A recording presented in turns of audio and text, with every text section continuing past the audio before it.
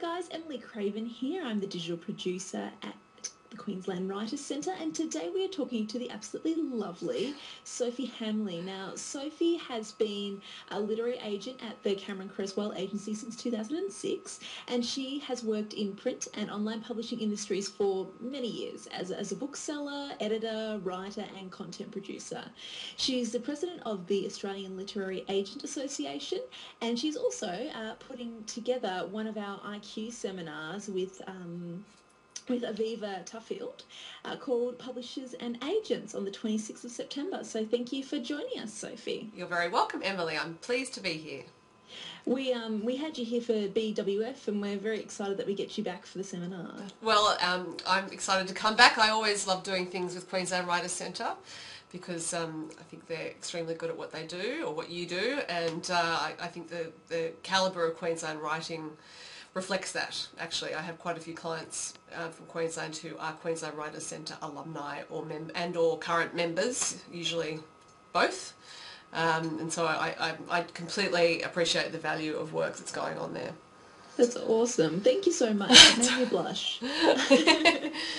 So today we're going to be talking a little bit about, having an agent and submitting to agents and publishers. So I was hoping you might be able to take us through the top 3 things that you need before you submit to an agent or publisher. Now, when you asked me these questions earlier, I thought I'd better make notes on this one in particular, because I thought 3 things. Okay, there could be 50 or there could just be one. But I thought the top 3 things in brief. First of all, the writer needs to know what story they're telling. And I think quite often what happens is that they think they're trying to tell something, but really they're telling something else. Before they try to send it out into the world to anyone, it's a really good idea to be clear about exactly what story they're telling. The second thing is that the manuscript needs to be ready for submission, and that means that the writer should work on the manuscript to the best extent and the fullest extent that they can, without it being super polished, but they do the most that they can individually do, and then that's when it's ready, but not before. And the third thing is that they need to have realistic expectations about the time things will take, about how long it will take for agents and publishers to read their submission, and if they have a longer submission, how much longer it will take to read that. Look, the first point about what story is being told, I think, is a big one, because quite often I see submission letters and I take electronic submissions, and I ask for a query or submission letter, as the terminology goes, a synopsis and the first 3,000 words of the manuscript.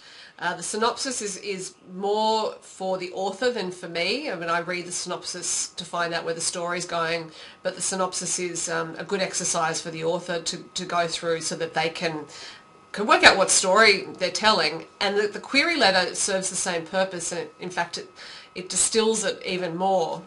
Because quite a lot of writers will complain about writing a query letter, but it really helps them to work out what's going on in the manuscript. So if they write a letter, if they're writing a query letter and they have to write a fairly brief description of their story, whether it's fiction or non-fiction or children or adults, if they really struggle to encapsulate their story or define their story in 1 paragraph or 2 paragraphs, that says a lot about the manuscript they've written, much more than about their query letter writing skills.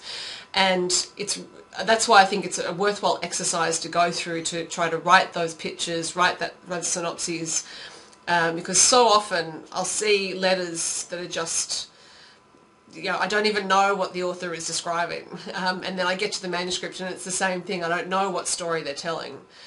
I haven't come across letters really where the author's been able to describe clearly what their story is, and then the manuscript's a mess. So those things really go hand in hand, and it can be hard to think about one's own work if one is the writer, but that's why it's good to take time with the process. So once you've finished a draft, to set it aside, let it marinate in your brain for a while, and then come back to it and look at it with fresh eyes. Agent, you have to be able to market that. You need that clear guideline to be able to explain it to somebody else. If you can't articulate it, then again, as you said, it says something about the manuscript. Yeah, and first and foremost, as a reader, I want to know what story it is. We're all of us in the industry, first and foremost readers, and we came into publishing because we loved reading. And so as a reader, if I were a reader going into a bookshop to buy a book, I wouldn't buy a book if I couldn't work out what the story was going to be, or have a good idea from what the blurb says or what the first couple of pages say if I look at them. So it's a courtesy to the reader to know which story you're telling, and fundamentally the storyteller's role is to connect to an audience, is to tell a story to an audience. So that's where it starts, at that early drafting stage. So for the manuscript to be ready for submission, that's not unrelated to the first one, in that it's especially if it's your first novel or your first manuscript, non-fiction manuscript, it's essentially an education. What you're going through, you're educating yourself in how to write, and those first ones will usually always take longer than anything that will come after, because you're really working out what you're doing and how long drafts take. So it's really, really common for writers with their first manuscripts in particular to get extremely excited that they have finished a draft and to send it off the day it's finished to every agent and publisher they can think of. And of course, that first draft is never going to be the most ready that the manuscript can be. The first draft is always the training wheels draft, even for very experienced and published writers. That's usually the case. So I think it's about the author or the writers learning patience through the process. So being patient with themselves, being patient with the story, realising that it's going to take a little time to get that story to a maturation point where it's ready to be seen by people like me and by publishers who know. We know that when we're looking at a submission that it's not the ultimate draft of that manuscript, but we need to be able to see that there's enough there that we can understand what the author's doing and know whether or not we want to take it on. And I think that the patience part of that is related to the third point I mentioned, which is realistic expectations about the process. And so it's not just realistic expectations about how long I'm going to take to read your submission or someone else will take. It's realistic expectations about how long the whole process is going to take, how long drafting is going to take, how long that education is going to take that the writer has embarked on. So it's really, I think, if this is where I think Year of the Novel and Year of the Edit, which are two courses that QWC has been running for a while, are really useful, because the very name of them sets up the expectation that these things will take time.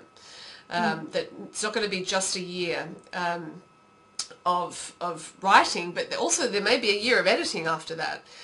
And that's really valuable, just even putting that out into the culture to say, writers, it will take at least a year to do all of this, because many, many writers, I think, do themselves and their stories a great disservice by just getting overexcited, which they're entitled to do, but sometimes, they send it off and then it's over, and people reject it because it's not ready, and then they get disheartened and they may never write again. And that could be someone who would have been a fantastic storyteller who's lost to us just because they acted too quickly. I suppose there's a misconception that talent is enough, but you, like with any sort of craft, you need to work at it and gain skills, and you need to engage people who know more than you. Yeah, the talent and application are needed together, and I think in every case, application is the biggest chunk. It's that whole thing about 10% inspiration, 90% perspiration, or whatever that balance is. It's the same. That's the equation. Many people are talented. There are a lot of talented writers out there. The writers who will succeed, however they define that, are usually the ones who are prepared to work. They're prepared to draft. They're prepared to do whatever's necessary to get that manuscript ready, whether it's just being patient about submissions, or it's redrafting again, or it's taking on board editorial feedback. So yeah, the talent, yes, as I said, there are lots of talented people, but one needs to apply oneself. Yeah, very true. Now, look, I know that as new writers are coming into the industry and into the field, they're a little bit confused because now there seems to be this whole array of options. And I was wondering if you could tell us, what are the main sort of options that are available to authors these days, and whether an agent is still relevant as part of those options? I think the industry is going through such rapid change. In a short space of time and a huge volume of change. So the options that are now available in terms of self-publishing, purely the technical options that are available for an author to go to Smashwords, for example, and self-publish, or to self-publish through Amazon, we had authors self-publishing in print for a long time, but of course distribution was always a problem, and that's now taken care of if you're self-publishing is digital. But when the author, as former QWC CEO Kate Eltham has said, and talks, when the author self-publishes, they become a publisher. And along with that goes a lot of extra work and things that, and a lot of extra time and a lot of extra expertise is needed. So self-publishing is an option, but the author has to be prepared to spend a lot of their time being a publisher, not an author.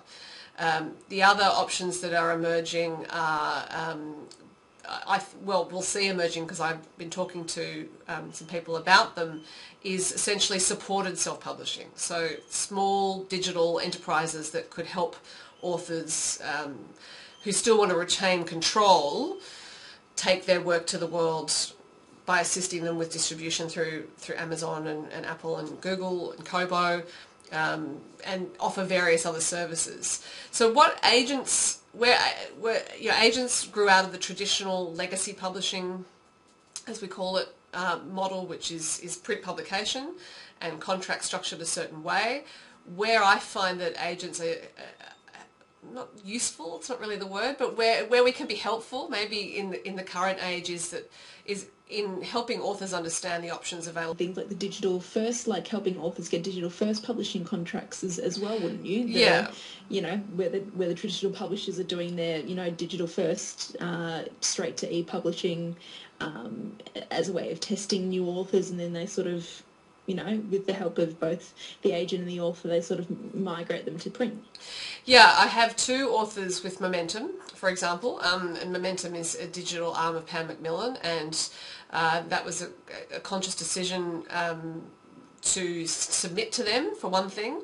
The authors were in the right genre for digital first. They're speculative fiction, paranormal writers. One of them's a Queenslander, Nina Dalio, and but it's also about talking to the authors about the different ways they were being published, because digital first gives rise to ebook giveaways, for example, and in the case of the other author, Adina West, it meant that her novel was released in episodes. So that was something new for her. It was new for the publisher. It was new in Australia, I think, for a traditional publisher, which Momentum technically is because it's part of Pan. So discussing all of those options with the authors, finding out whether they're comfortable with them, discussing the implications of them, discussing the risks, discussing the potential benefits, all of that is happening as well. How might a person start looking for the right publisher for their book?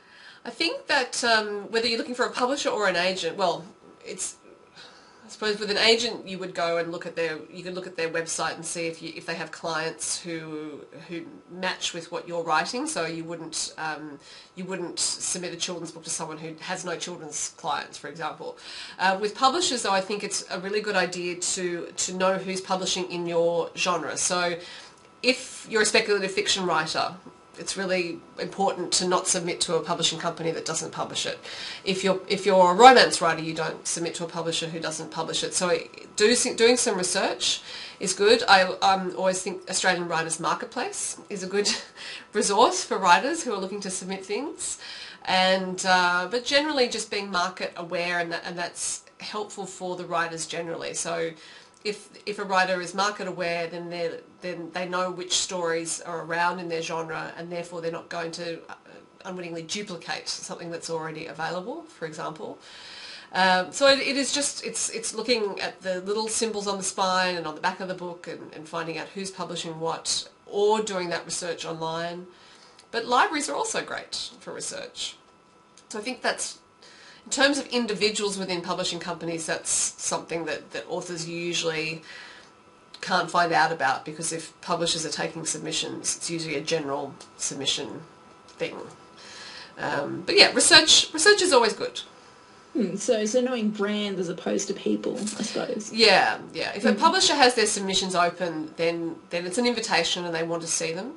But just, as I said, research what they've already published before you send it in, because otherwise you're wasting your own time as well as the publisher's time.